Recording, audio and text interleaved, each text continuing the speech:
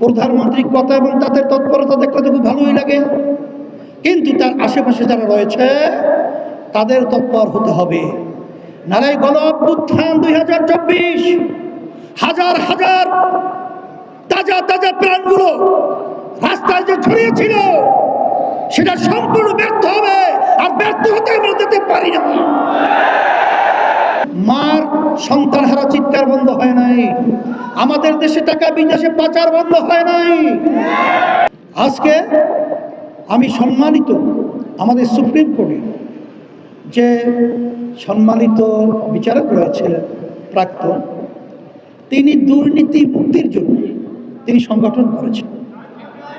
আমার ভাই তিনি কিন্তু বলেছেন যে তারা বাংলাদেশের বিভিন্ন পরতে পরতে রন্ধ্রে রন্ধ্রে যে দুর্নীতি এবং যে বিভিন্ন ধরনের অনাচার অবিচার অত্যাচার চলছে, এইটার জন্য বিভিন্ন সময় আমরা বক্তব্য রেখে থাকি, কিন্তু আসলে বাস্তবতা হলো বিএনপি, আওয়ামী লীগ, জাতীয় পার্টি সহ অন্যান্য যারা দেশ পরিচালনা করেছে তারা যে নীতি আদর্শ নিয়ে দেশ পরিচালনা করেছিল, এই নীতি আদর্শের মাধ্যমে এদেশে আমরা শান্তি পাই নাই, খুন বন্ধ হয় নাই, মার সন্তান হারা চিৎকার বন্ধ হয় নাই, আমাদের দেশে টাকা বিদেশে পাচার বন্ধ হয় নাই, আমাদের মানুষগুলো নির্বিচারে ধুকে ধুকে তারা তাদের জীবনকে জেলের ভিতরে বিলীন করেছে, এটা বন্ধ হয় নাই। এই জন্য নগর সম্মেলনের মাধ্যমে বলবো যে আজকে প্রধানমন্ত্রীকে আমি লক্ষ্য করে বলছি, বর্তমান সরকারকে বলছি, প্রধানমন্ত্রীর কথা এবং তাদের তৎপরতা দেখলে তো খুব ভালোই লাগে, কিন্তু তার আশেপাশে যারা রয়েছে তাদের তৎপর হতে হবে। নারে গণ অভ্যুত্থান 2024 হাজার হাজার তাজা তাজা প্রাণগুলো রাস্তায় যে ছড়িয়েছিল সেটা সম্পূর্ণ ব্যর্থ হবে, আর ব্যর্থ হতে আমরা যেতে পারি না। সেই লক্ষ্যে আমি সকল উদ্যোক্তা আহ্বান জানাবো, আসেন মেঘ দেখিতেই করিস নি ভয়, আড়ালে তার সূর্য হাসে। এই দেশে আমি জন্মগ্রহণ করেছি, এই দেশের আমি সন্তান।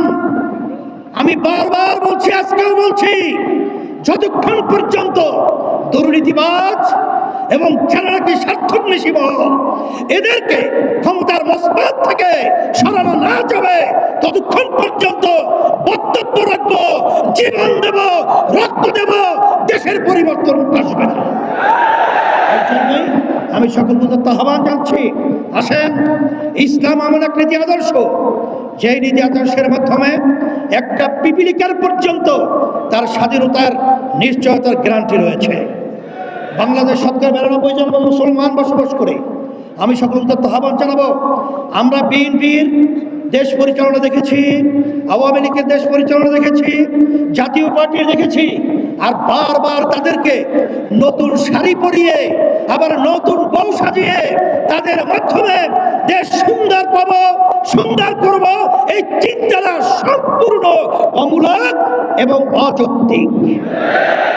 এই জন্য আসেন, আমার আব্বা রহমতুল্লাহ আলাইহি বলেছিলেন, শুধু নেতা নয়, নীতিরও পরিবর্তন চাই। পীর সাহেব হুজুর চরমনাই রহমতুল্লাহ আলাইহি।